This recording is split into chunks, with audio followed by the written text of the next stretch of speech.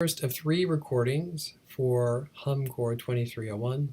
In this recording, I'm going to provide historical background for the period from 1900 to 1939, which is basically a couple of years before Sanshiro was serialized in the Asahi News, and ending in the period when Miyamoto Musashi was also serialized in the Asahi News.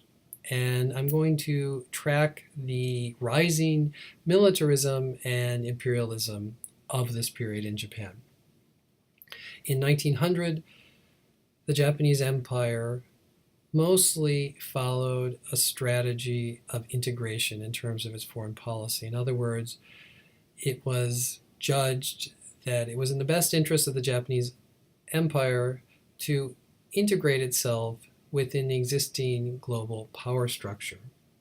And a good example of this is the decision by Japan to enter into a military alliance with Great Britain. This is the Anglo-Japanese Alliance of 1902. And this is significant in world history because it's the first example of a military alliance in the modern period between a Western and a non-Western nation. And it also is indicative of Japan's rising stature in the world, that it was able to enter into this alliance on equal terms with what was arguably the most powerful country in the world, Great Britain. Another example of Japan's integrationist approach is its participation in World War I. Japan fought on the side of the Allies, fought on the side of Great Britain, France, and the United States in opposition to Germany and the Austro-Hungarian Empire. At the end of the war, because of its alliance with the victorious forces, Japan was able to acquire Germany's South Seas holdings and therefore expand its own colonial empire in East Asia.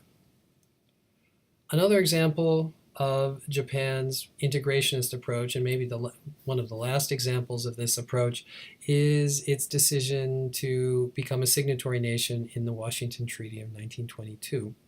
The Washington Treaty was an arms control agreement that was drawn up among the countries that had defeated Germany and the Austro-Hungarian Empire in World War I. It was an arms control treaty that, in other words, endeavored to maintain the existing military status quo. And as such, by signing on to this treaty, Japan basically agreed to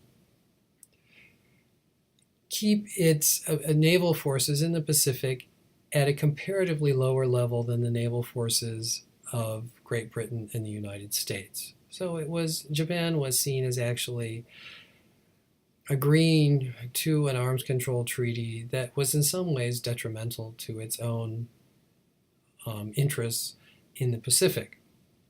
There was a lot of criticism in Japan, and I think the criticism of the Washington Treaty in Japan is one of the first signs of a growing consensus that maybe this integrationist approach wasn't always in Japan's best interests, and that Japan might be better off acting as a lone agent in pursuit of its own interests, particularly in East Asia.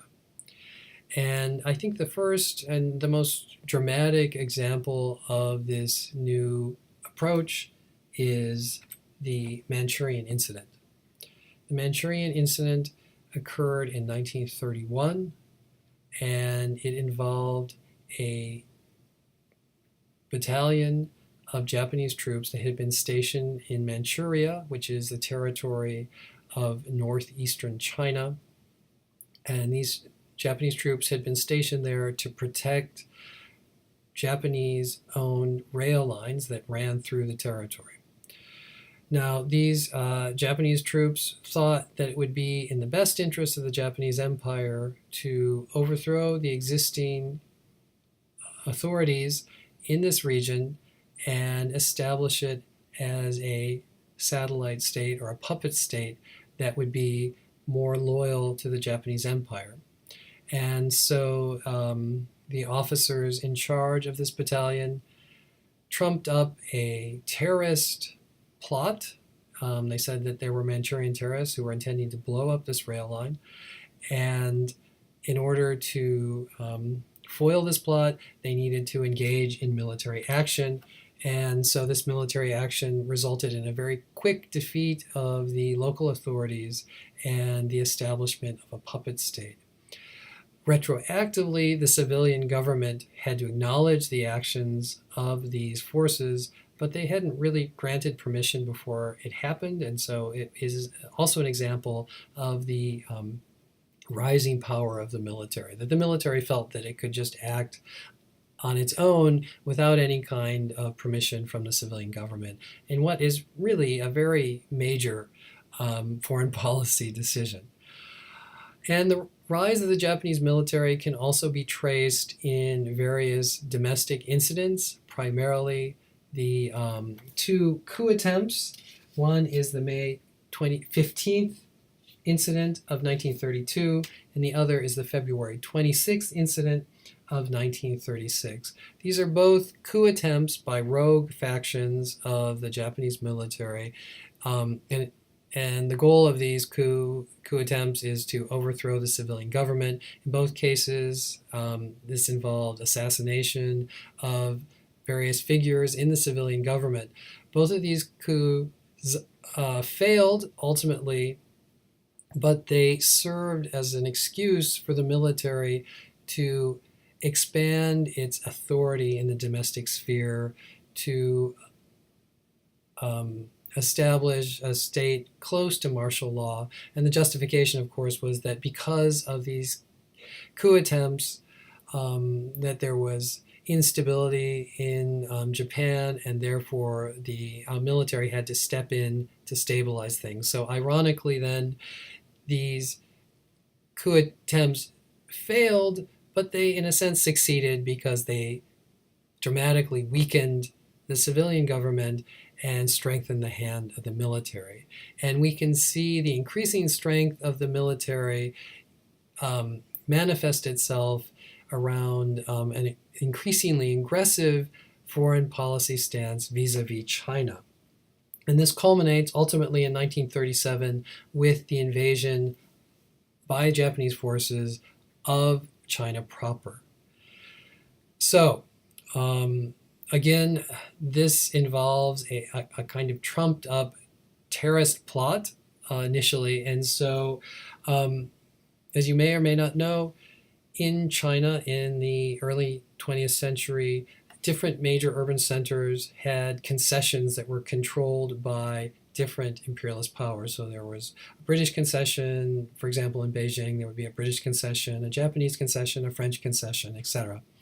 And the Japanese troops that were stationed in the Japanese concession of Beijing in the summer of 1937 claimed that there was a Chinese conspiracy to blow up the Marco Polo Bridge, and in order to foil that plot, these forces needed to occupy Beijing.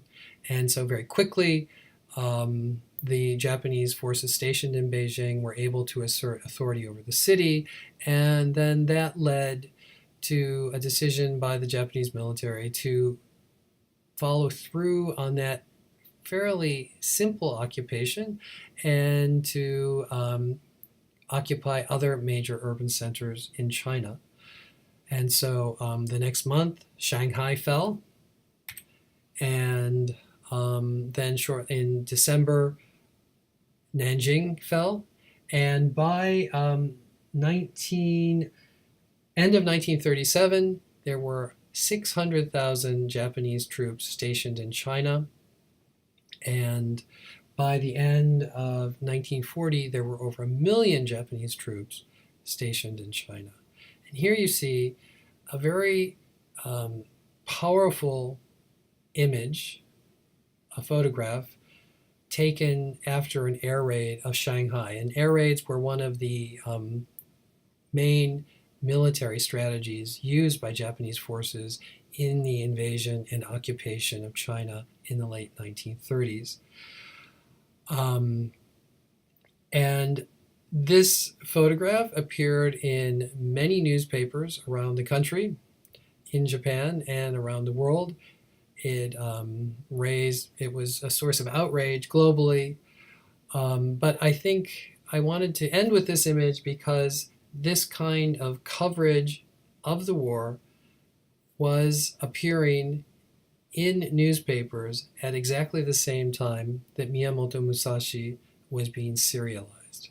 So Miyamoto Musashi began serialization in 1935 and ended in 1939. So over the course of its serialization, the February 26th coup attempt occurs, and the invasion of China gets underway in the summer of 1937. So all of this is happening in the background of Miyamoto Musashi, and various reports of these events are occurring in the newspaper right alongside the daily installments of the story. So what I want you to think about as you're reading Miyamoto Musashi is how the rising militaristic, imperialistic tendencies of that moment are reflected in the story.